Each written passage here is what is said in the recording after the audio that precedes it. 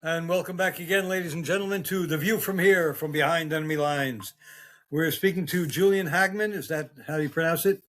That's correct. Okay. And I'm going to ask Mr. Hagman to introduce himself. My name is Julian Hagman. I'm the Chief Operating Officer for Caring Professionals. We're a home care agency that services New York State for over 32 years. We specialize in servicing the elderly and disabled communities.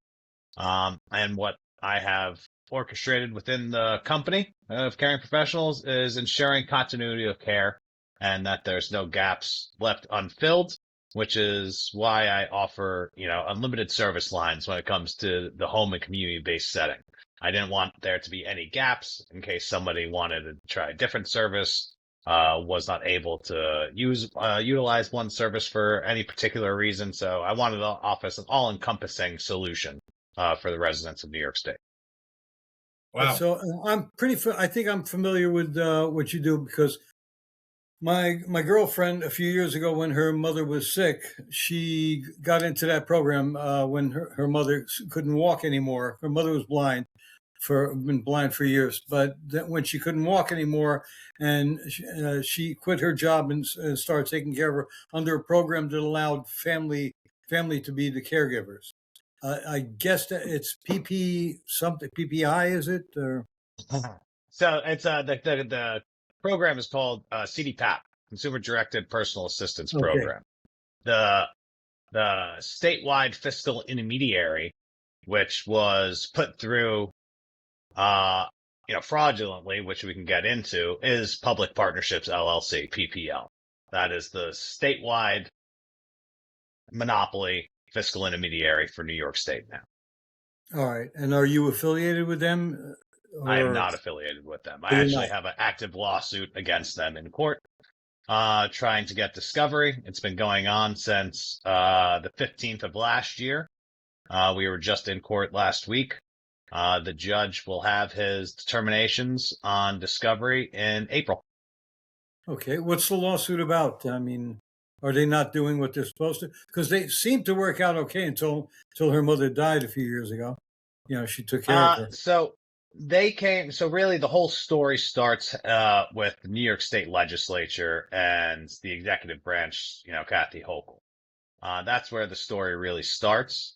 Mm-hmm. The Consumer Directed Personal Assistance Program was growing at a phenomenal pace in New York State.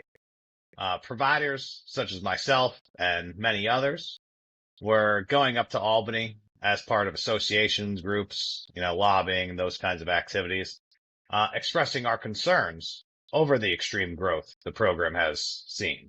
And we wanted them to put in guardrails on the program to avoid any, fraud, waste, and abuse from happening, put a licensure program together so you know who the providers that are providing this service are, and that they're trustworthy providers, and they know the state and know the clients and know, the community in which they work.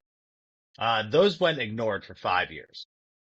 So much to the point to where it stopped being a program focused on the consumer from the state's eyes and started looking like an asset that they could move around, because it ballooned to $12 billion a year. That's a big number for one program. So after they reviewed it, they said, okay, well, we're going to move this to a request for proposal. So in the 2024 enacted budget, they actually said for a consumer directed personal assistance program, we're going to put out an RFP and allow qualified bidders to bid on the program to become the statewide fiscal intermediary for this program.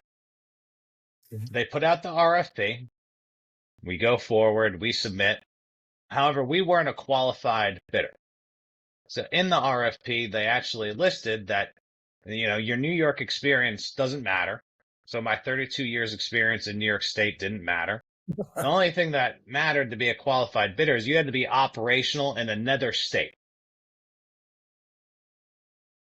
So the governor of New York chose to not include the current organizations that are registered in New York State in this $12 billion program, in essence, shipping the money out of state, because the winner of the bid Public Partnerships LLC, is a private equity and not for private equity. It's owned by private equity. It's owned, out of state. They're headquartered in Georgia, PPL. Private equity is, the ownership, is Linden Capital and DW Healthcare. All that money is leaving the state every single month. And so it was really foolish of her to exclude New York State providers. In my view, as a New York governor, you should be, enthusiastically inviting New York State providers to bid in a New York State program. You would think. What was that didn't happen. What was your justification? There was no justification for it. I'll get to the reasoning in a minute. It's a very long story and it loses a lot of people, and so you try to break it up in chops. Okay. So then fast forward, right? So the RFP comes out. PPL submitted a qualified bid. In fact, there was only 3 qualified bidders that were accepted to be able to bid in this program. Meanwhile, there were 600 providers in the state providing the service. So there was only 3 bids that came in that ended up being qualified bidders. And none of the 600 in New York could bid? None, not one. So I spoke to those other 2 qualified bidders. And I asked them, hey, were you allotted time with the Medicaid director and the members of the executive staff to discuss the program and discuss the future of the program and how you see it working? The answer was no, unequivocally no. So the other 2 qualified bidders never had any contact with the state. Most recently, we got FOIA requests back because obviously we're requesting a lot of information. And so they sent a calendar invite, which was dated April 4th, which was before the budget was finalized. The budget was finalized April 22nd that year. So this is April 4th. And it shows that there was a Teams meeting with PPL, the Medicaid director, Amir Basari, and members of the governor's executive branch in this meeting. And then all of a sudden, an RFP was posted. All right. Which, fast forward, the New York State Senate put on an investigations hearing. During that hearing, Senator Skoufis provided budget copies of previous budgets for that year's, which specifically names Public Partnerships LLC as the statewide fiscal intermediary.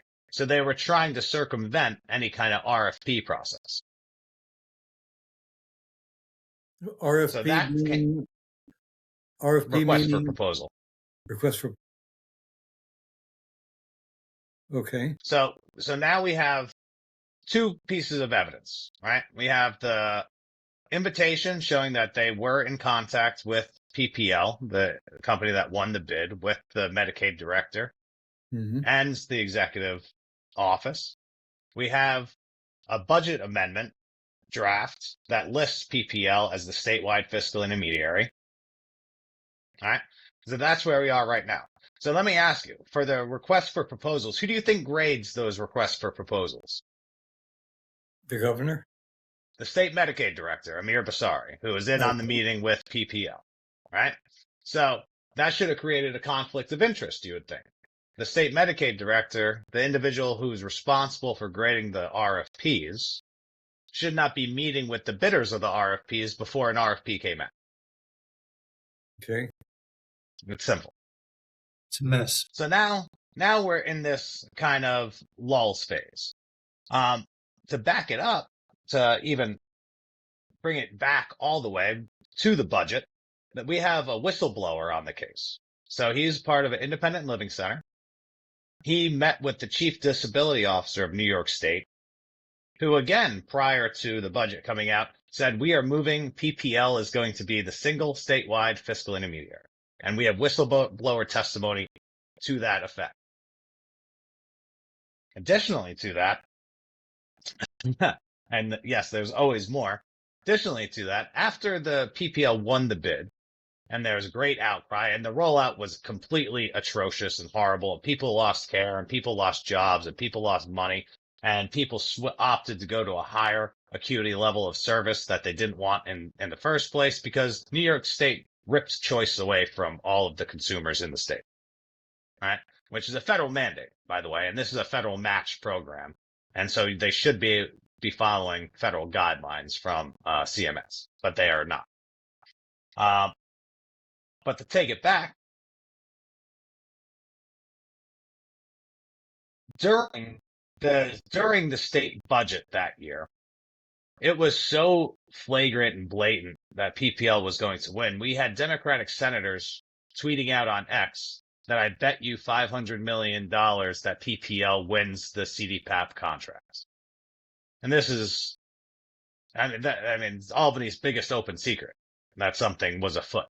There was protests chanting no backroom deal, because this is exactly what occurred here. Yeah. The governor, through her executive powers, removed comptroller review of the contracts. So you have a $12 billion per year, 5-year contracts that the comptroller is not entitled to review. That should be a blaring red flag. At bare minimum, that is why the comptrollers are there, to review these kinds of contracts. And then to put it all, a nice little bow on top of it, the entire executive staff of PPL resigns within a year after winning this bid.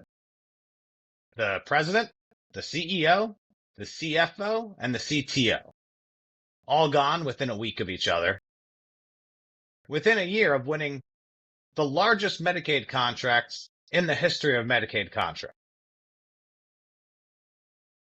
Now, let me ask you, if you won your company a $58 billion contract, do you think you'd leave within the year of winning that bid?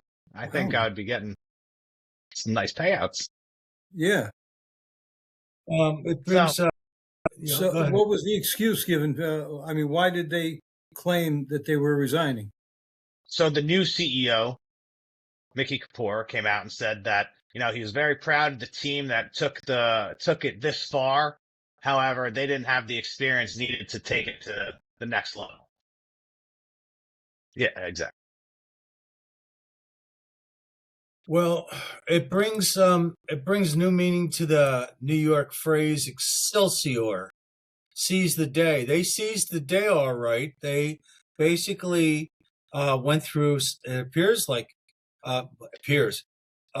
more than appears like a sham. It's all smoke and mirrors. They partnered up and they established all this before Word 1 was offered. There was no contest. There was nothing to win because there was never a contest. So that's exactly right, and it's happening. It just happened again today. An award was issued to PPL in Wisconsin. So, and I'm talking to the people over there, and they said it's New York all over again. Yeah. It's like they should. Reminds me of Minnesota with the level of corruption going on there. So the thing is that you have a fixed game here, where only the accepted folks are allowed to play. Then on top of that, it looks like there might have been a payout, and that's why they had to leave. I don't know. I mean, you're the guy, but the thing is, that's very strange. That's very strange behavior for success. It just, and if you're in that thing, why would you be pushed out and allow yourself to be pushed out unless there were some threats of something you did wrong? If they were that crafty in order to win that level of reward, how is it that they weren't capable enough in order to manage it? Seems to me as though this was a crew, and that crew had done their job. Whatever it is that they did, that was the agreement. And now second phase comes in. Hochul, well, She We're is, not. but it's Hochul. Well, clearly not useless. She's more than capable of rigging the system, it seems. And the thing is that guys like you, um, it's just wow. That is a level of corruption that. Wait a second. Why haven't we heard more about this? Why? Why are we hearing it the first time from you? What? This should be in every paper. So there's for the past year and a half, 2 years almost. There's been a ton of reporting on this on the local level. I've been trying to get national attention on it. I've been trying. The New York Post has come out with stuff, probably every week for the past 60 plus weeks on this stuff. Times Union, and then you get the mix in. You have to be careful. You're reading an op-ed, you're reading an actual article that's been investigated, stuff like that, right? And so and we're both playing each side.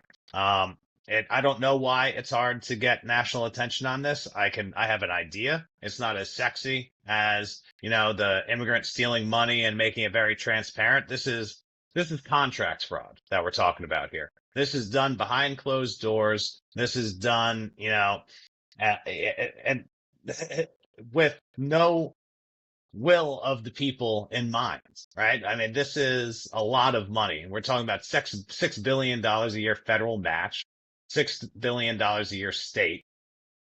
This is done at such a high level that it's not going to be transparent to anybody. You have to go digging, or you have to wait for somebody like me to come along after they've been, kicked out of a program which their company has been working in for 32 years for no good reason whatsoever, but waving a false flag of, there's so much fraud, waste, and abuse. And I kept saying, show me, show me, show me, show me the fraud, waste, and abuse. I've been coming to you saying, let's put some guardrails on this program to prevent the fraud, waste, and abuse. And given then, the level of fraud, though, okay, it's what you're combating is a massive infrastructure. It's this entire program designed to basically bore through all this money, and you're facing this. And I don't know how things are going, but it would seem to me as though you've really got the odds against you. And on top of that, these might very well be dangerous people. And have you received any threats or anything like that? Has it ever come to that? no, I haven't received any threats, and it is, people with very deep pockets that want to protect everything that I am bringing to light. But listen, I'm not going to stand back and watch corruption happen. I'm not going to do it. And so whatever that means, then it means, right? I'm a younger guy. I'm healthy. I'm fit. If someone wants to come threaten me, I can hold my own. And so, I'm ready for it. I've been fighting this battle for 2 years now. But to talk about the level of corruption, I mean, PPL, that is just the cash register. If you want to talk about the cashier, the person who's ringing everything in, then you have to talk about a different organization, which has 26% ownership in PPL. So there's a consulting firm called Public Consulting Group, and I challenge you to go into any open book in any state and search Public Consulting Group. They will be listed there for hundreds of millions of dollars. What they do is they consult with the Department of Health's Medicaid team on long-term care issues, on contracts, on stuff along those lines, right? Consulting. Additionally, they have a staffing organization that staffs individuals into the DOHs of the world, of the states. Because all states, majority of states, not all, majority, use GAAP accounting principles. Meaning they have maybe 25 direct Department of Health employees that receive a New York State paycheck. Everything else is subcontracted out. So that way they can tie in their salaries to budget items and everything like that to sort of hide the state spend.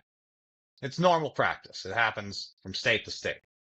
And so they actually staff those individuals into the Department of Health that are writing the policies and writing the questions and writing the RFPs and writing all that. So not only do they have ownership into the company that is coming in and winning all these bids, right? They are helping them by initiating RFPs that are geared only for them, that only they are able to apply for.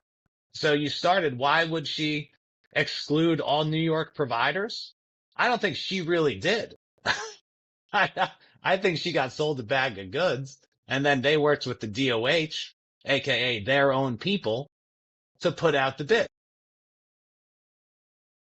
I wouldn't be surprised if Hochul and other people in New York state government are at the end of a funnel, because $12 billion a year, that buys, you can use 1/12 of that and buy a lot of people. Yeah, and and listen, the Hochul administration knows I'm out here doing this, and they keep releasing statements saying that over a 10-year period of time, they found over $300 million in fraud. Okay, great. I'll give you 1 year of the program, 12 billion, and you found $300 million in fraud. That's not even a big deal. Yeah. Right? But let alone over a 10-year time frame. So $120 million or $120 billion, excuse me, and you found 330 million of fraud. Bravo. You are doing a great job, Kathy. You're doing a great job. Phenomenal. Meanwhile, that's what I said. It's really the contract fraud that is the issue, but it's not as sexy as the, on the ground, someone going out and buying a Bentley. It is donations to PACs. It's donation to political interests. It's, all of these kinds of things. Wow. That's a lot. I'm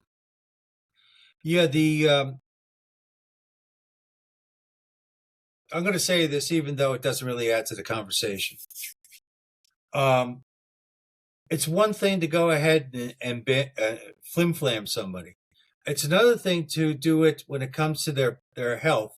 I'm quite sure that this is impacting all of the people that need health care, that they're being basically their finances are being exhausted, or they're being denied certain health care because they certainly didn't have the qualifications in order to go ahead and get it.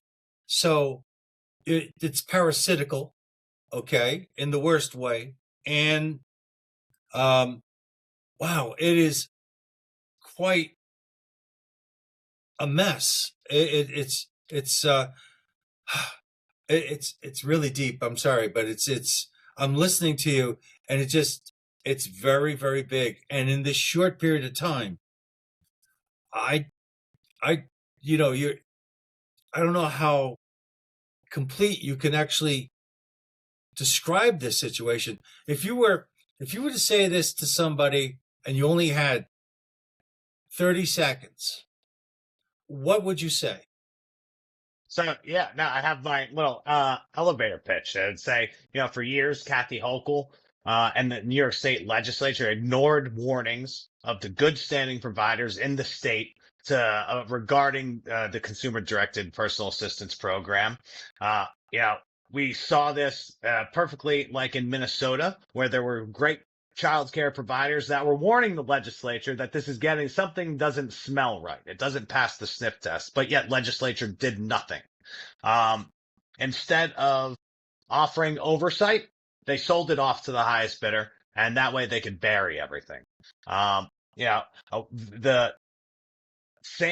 same consolidation that they just did in New York opens up the doors for more political interests that will be out in the open, such as 1199 SEIU, who is now going to be unionizing the family caregiver workforce to the tune of $200 million a year to their own funds.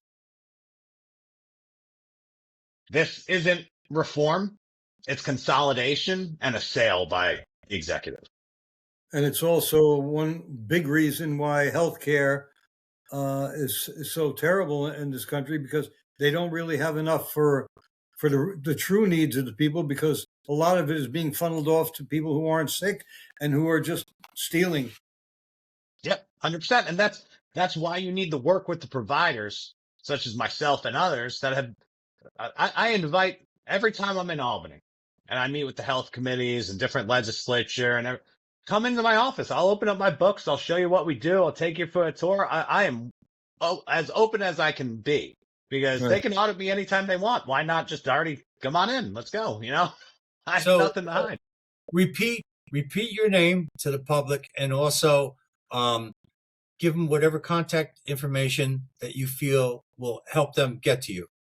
Well, Yeah, sure. So Julian Hagman, the Chief Operating Officer of Caring Professionals. You could definitely email. Anybody can email me. My email is jhagman, JHAGMANN @CPRONY.com. Caring Professionals abbreviated, NY. And, I'm out here trying to make sure that, our money, because listen, everyone just got their W-2s, right? Everyone's looking at their W-2s, and you see all the money getting taken out, and it's going right back into state government's pockets. And that's the big issue. And that's what I hope Dr. Oz and the government really start looking at. I love the fact that we're finding these non-existent, companies with boarded up windows, but that's not the issue. The issue is how we got there. The issue is who let that even happen. That's the problem, because that's the end money. That's the end of the funnel. You're missing the 80% of the top of the funnel. Yeah, it's all the top politicians in I'd say every state. Every state. Every single state, there's going to be this issue going on. It doesn't matter if it's red, doesn't matter if it's blue, doesn't matter, right? Because every state has the Democratic legislature and Republican legislature. And there's no way every Republican legislature is reading every Democratic piece of paper put forward, and vice versa. It's just not happening. And that's how you slip all these regulations and, little things in. Well, besides visiting you and your people, okay, what should the average American look out for when they're looking for this kind of care? It's what they should look for when they look out for care is a local organization, somebody that's been in their area, right? That's by far and most successful, turn that you can make. Yeah, I have offices spread across all of New York State. I have clients that still call me that got literally forced to go sign up with PPL. And I said, I really would much rather deal with you. When I call them, I'm dealing with a call center in God knows where, rather than I had a coordinator that lived in my neighborhood, right? And that knew the buses, that knew what the issues were, that knew the cultural sensitivities. All that is gone. That's been removed from, the care continuum in this program. Let me ask you this. The care you provide, are you also doing what PPL is doing, where you allow family members or friends to be caregivers for people who need care? So I was doing that. That's what the statewide state sanctioned monopoly in essence created. They removed me from being able to participate in that program and handed PPL a monopoly of the program. Okay. They're the only choice, the only dog in town in all of New York State. Yeah, and monopolies are supposed to be, quashed by governors and by government, really. Yep. But on the positive notes, Department of Justice is actively engaged in this investigation. They've been engaged for over a year, about a year and 3 months. So you can put your DOJ ticker on. It's usually a year and 8 months. Hopefully, we get it a little sooner before something comes out. Right. There's still extended FOIAs that the governor keeps pushing and delaying and delaying and delaying and delaying. But the New York State watchdog is threatening lawsuit if they keep delaying it. So hopefully some more information will come out on that and sort of shake some things loose. And then in April, I'm very hopeful And I know I'm up against a lot, but I'm very hopeful that we got a good judge in commercial division that understands that this wasn't good and that discovery is needed, especially in light of what's going on across the country today. And so, we have options on the table. Nothing is dead. I'm still pushing forward. Everyone that is, fighting this is still pushing forward, and we're gonna hopefully do our best to come out on top and, save the American people quite a few dollars. Well, that's my concern is, are you going to be able to get an honest judge? The age-old question. I know you can't say anything about that. I'm just voicing a thought. Okay. Because that kind of money, oh my God. I think the more that you speak out about it, like you're doing today, the better your odds are. Because it's not just how many ears that hear it, but if the right ear hears it, then that could make a really big difference. No, absolutely. That's why I'm talking to everybody. Anybody that'll listen to me. I'm willing. I'm going. And listen, if you know anybody, I'll talk to them. Literally, it's everybody I know is tired of hearing me talk about it. So I love talking to people that are receptive on it instead of getting glazed over. Well, okay. Well, Julian, this is all news to me. I haven't heard any of this, and I'm a bit of a news rat. And well, if you want me to sit down with you, I have the receipts for everything that I said. I have PPL's org chart that shows the ownership and where the money's flowing out of PPL. Right? I got the receipts for everything. Well, I'm not questioning your veracity. I'm just saying. No, I believe you totally. Also, yeah, it's just that it's like a detective your haircut story. is so nice. Nobody with that haircut would be a liar. Am I right, Roy? The haircut is big. Okay. Oh God. Yeah, I mean, this. I've never liked Hochul, and this makes me dislike her even more. You just. I've always felt your friends. I've always felt she was corrupt, and this is more confirmation. Okay. She thinks she's a dictator. She does whatever she wants in New York State, and I'm sure she's pocketing a lot of money. All these career politicians, they are in that career, which wasn't supposed to be a career, precisely because they get kickbacks, they grab money out of all these projects they authorize and so forth, and they're still greedy enough to go as soon as they get into office again. Let's give ourselves a raise. Yeah, I mean, and then increase taxes after that. Yeah. That's the playbook. It's happening in Virginia. It's happening here in New Jersey. It's happening in New York. What do you mean? Our mayor that got elected on free everything, free this, free this, free this, free this is, we're gonna have to increase some taxes. Yeah, of course. Until all the people who pay taxes leave, and then he's gonna screw the people he's supposed to be helping. By the way, it's not that end well. I'm curious. What do you think of Maha? I love it. I absolutely love it. I think it's great. Finally, about sense, some common sense coming to that organization with the food pyramid and all that stuff. I think it was great. I like what they're doing with the. Yeah, I mean, listen, South Park made an episode on it, almost 10 years ago, and I kind of think those shows are dead on the money with their predictions of the future outcomes of things.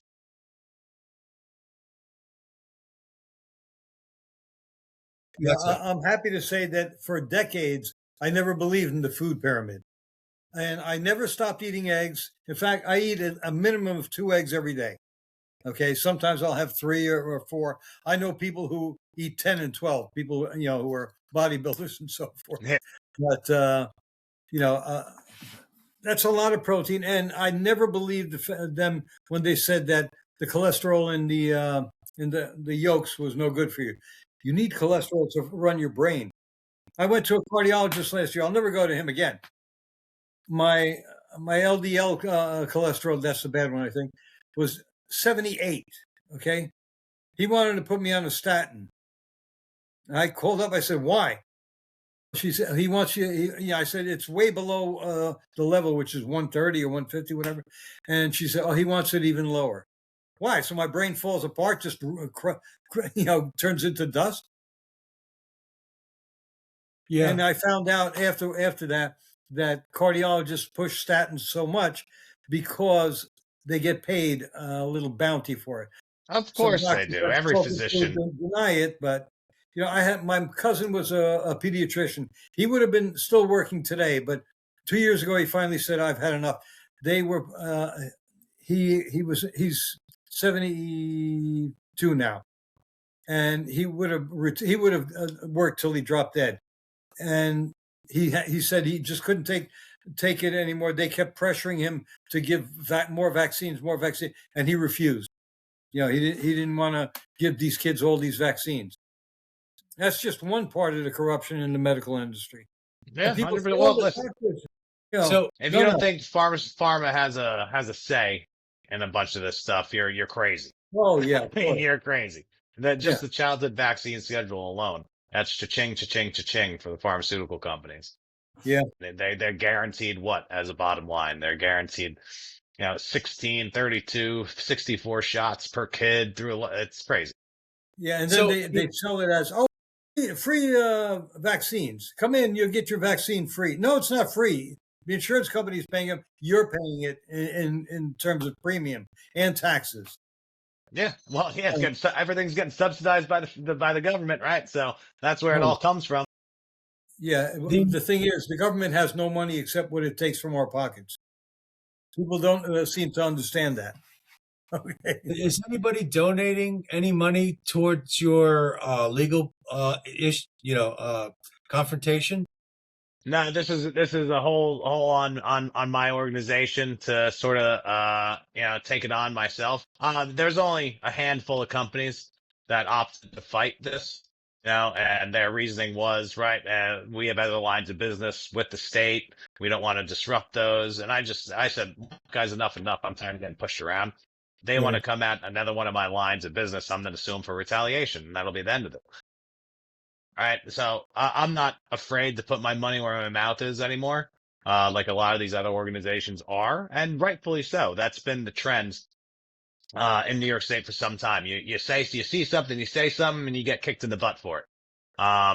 But I'm at the end of my rope with it, with the entire state now, with this entire health program, with the entire Department of Health, from the Commissioner of Health on the way down. I think they all need to be kicked out of New York altogether. They should all go somewhere else. Sing Sing would be good. Listen, I would love to see somebody in cuffs over this because, like I said, this is a major fraud piece. And this is only New York, but you can copy and paste this across the rest of the nation, and you'll find the same exact thing. And so while New York might be 12 billion a year, California might be 12 billion a year, since we're comparable, right? And then you have everybody in between. Hey, so you got 24 billion. Plus all the other scams they're running, Exactly. I mean, not just medical. Again, it's the legislature and enforcements that make that happen, right? It's the policy that lets the fraud happen. If you put in checks and balances, if you put in, proper oversight, if you listen to the providers that are on the ground, you'll be able to cut off all of this fraud. I can't tell you the amount of time I sat with the legislature and I explained to them the types of fraud that occur in the community and that I personally have witnessed, right? They don't do anything about that. Yet they're the ones with the power of the pen to write the legislation, and they don't do anything. They could just come in and write in additional requirements required for a program, right? That's it. And then the Department of Health would then say, okay, well, what are you thinking on this? Let's put this in play. Everyone doesn't want to do it. It sounds like they're not motivated because they're not being pushed by anybody. Their constituency isn't in an uproar, mostly because it sounds to me like the average American is absolutely ignorant of this situation unless they get the bill. Correct. Unless you've been following it or anything like that. I mean, yeah. The average American has no idea about this, and it's not to grab headlines because it's not the Somali getting in a Bentley. It's contract fraud at the highest level. Yeah. Well, yeah, it's been going on forever. I remember about, I don't know, 10, 12 years ago, maybe more. I was walking to my girlfriend's house where she lived in a certain section in Gravesend in Brooklyn. And I saw a big truck, and there were FBI agents carrying things out of a lawyer's office. I knew it was a lawyer's office because I knew somebody who worked there. And a lot of people went to jail over that. Turns out it was a fraud ring where they were taking people, making them claim they got hurt in accidents and collecting that way. And there were millions involved. The lady I knew happened to go to jail for a couple of years. But she came out. I mean, I don't think I don't think she surrendered everything she got, and neither did all her bosses. Okay, anyone never does. You always read the article that this person committed $40 million in fraud, and the restitution's $500,000. It's like, what? You know what I mean? Yeah. It's a fraud. Yeah, no, I mean, her salary goes mostly to the government, but she just works a little job, and she's got a fund somewhere else, and I'm sure her bosses have even more than she's got stashed away. Is the fraud in Minneapolis, is that story and its exposure, is it helping you at all? Is it making your case appear more credible? And is there a momentum associated with the federal government that might help you with this? I think there is momentum with the federal government that could help this. I know, Dr. Oz started in Minnesota. Now went to California. I'm hoping he comes. I hope he bypasses Chicago, comes straight to New York, because I know I've spoken with a lot of people that have relations with him. I've expressed this, to them.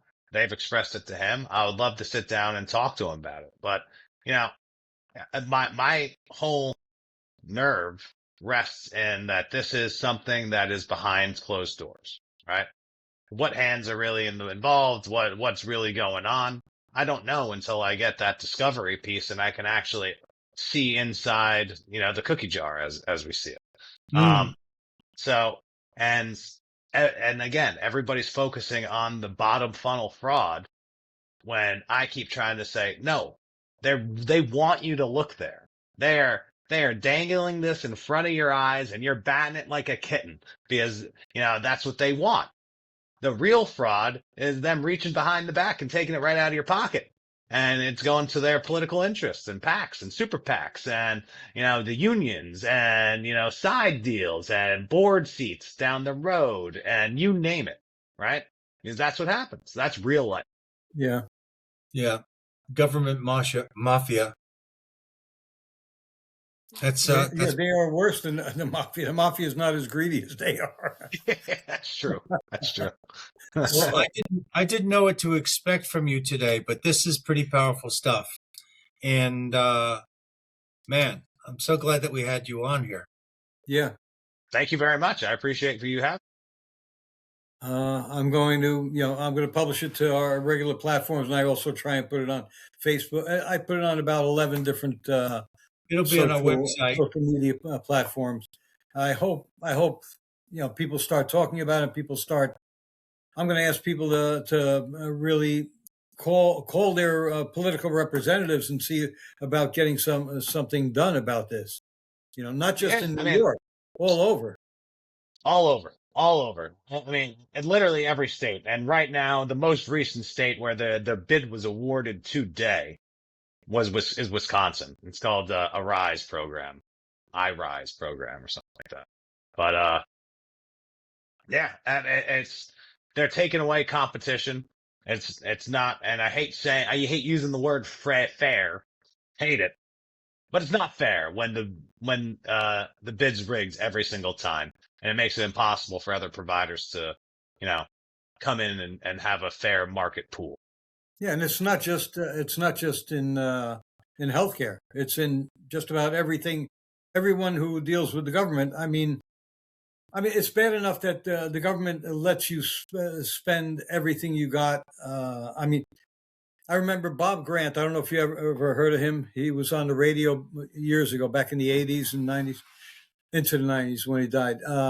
He had a whistleblower for government contracts. He said it was him and other people who testified that they had so much money. They worked for the government. They had so much. He was in the military.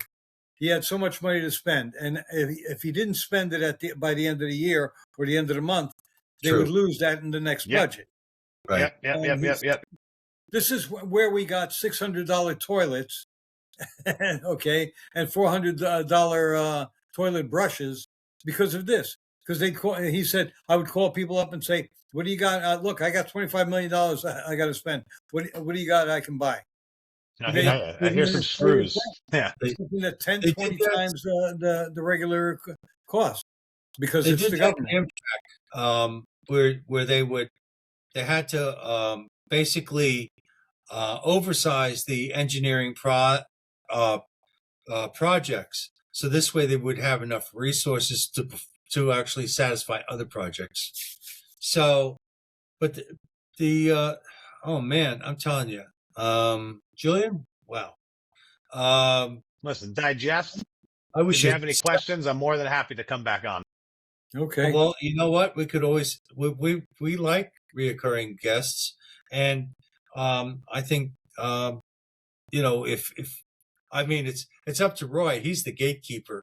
But the thing is that I'd like you to come back. Once you have when's the next court date that you're waiting for to get some results? April. So we have a while for that. Unfortunately, it feels like we need to get through the Arctic winter, and so April feels very far away. But it'll be here soon enough. And then we have the FOIA requests that should be coming out the end of February.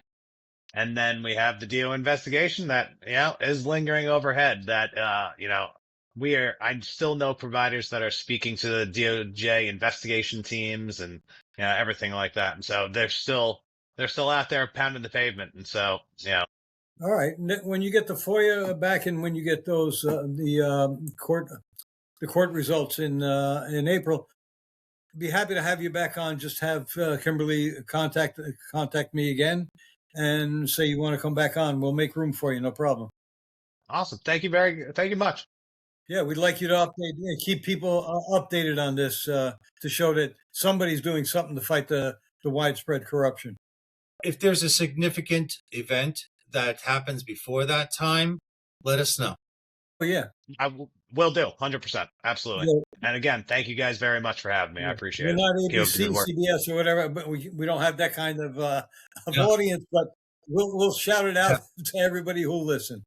Yeah. Awesome. Thank you. Who's the barber?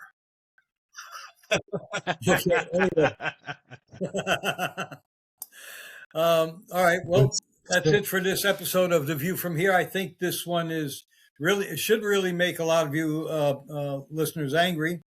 And we'll let you know when Julian comes back on the show in the future so you can get updates. I hope you're as curious as we are to find out what's going on as the process continues to snowball. And we'll see you again next time on The View from Here. Please share this episode with everybody you know, because this is really important stuff. Especially we'll see you next time. New York area, let them know. Send it to them. Right now, New York. We'll start there. Hochul has to go. Hochul has to go. I hate her. Okay, so long.